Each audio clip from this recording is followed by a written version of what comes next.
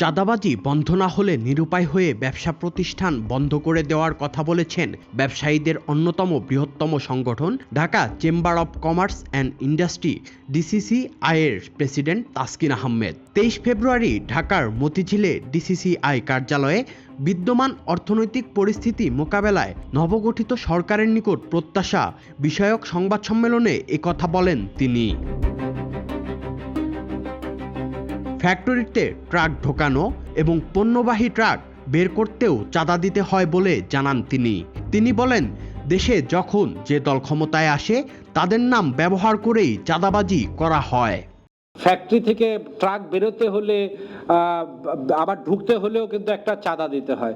যখনই যেই সরকার আসে তখনই বলে আমরা সরকারি দলের লোক, আমাদেরকে এই চাঁদা দিতে হবে, আমাদের এই অনুষ্ঠান আছে পাড়ার, এই চাঁদা দিতে হবে, আমরা স্বাধীনতা দিবস অর্জন করব, আমাদেরকে চাঁদা দিতে হবে।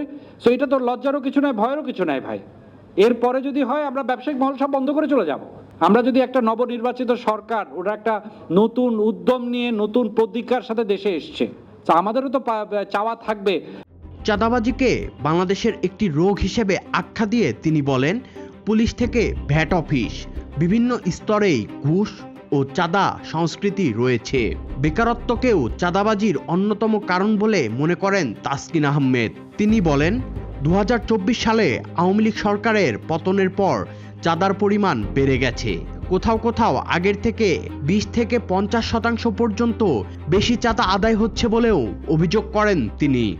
আমরা এই বাঙালি মানুষ যেখানে রক্তে রক্তে চাঁদা, রক্তে রক্তে আমরা 2 নম্বরই করার চেষ্টা করি। যখন আমরা ক্যান্টনমেন্টে ঢুকি সব কিন্তু সোজা।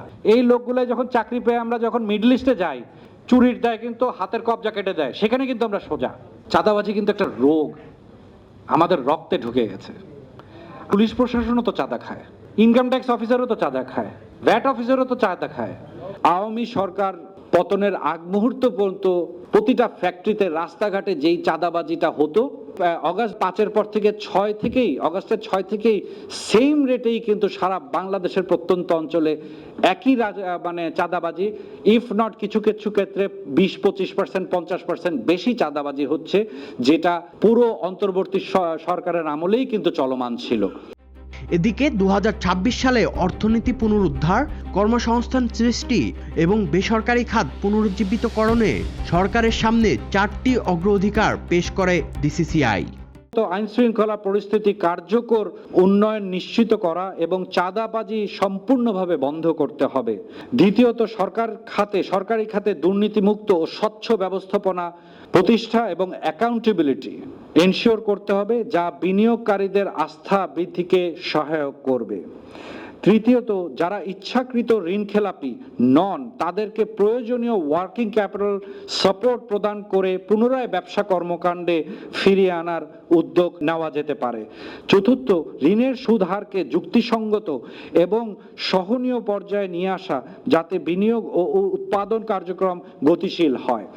চাঁদাবাজি বন্ধে সরকার কার্যকরী পদক্ষেপ না নিলে ব্যবসা বাণিজ্য মারাত্মকভাবে ক্ষতিগ্রস্ত হবে, এমন সতর্কবার্তাই দিল ডিসিসিআই। ব্যবসা খাতের চলমান সকল সমস্যা নিরসন করে একটি ব্যবসা বান্ধব পরিবেশ তৈরিতে যথাযথ ব্যবস্থা নেবে সরকার, এমনটাই প্রত্যাশা সবার। Sadman Shaon, the financial express.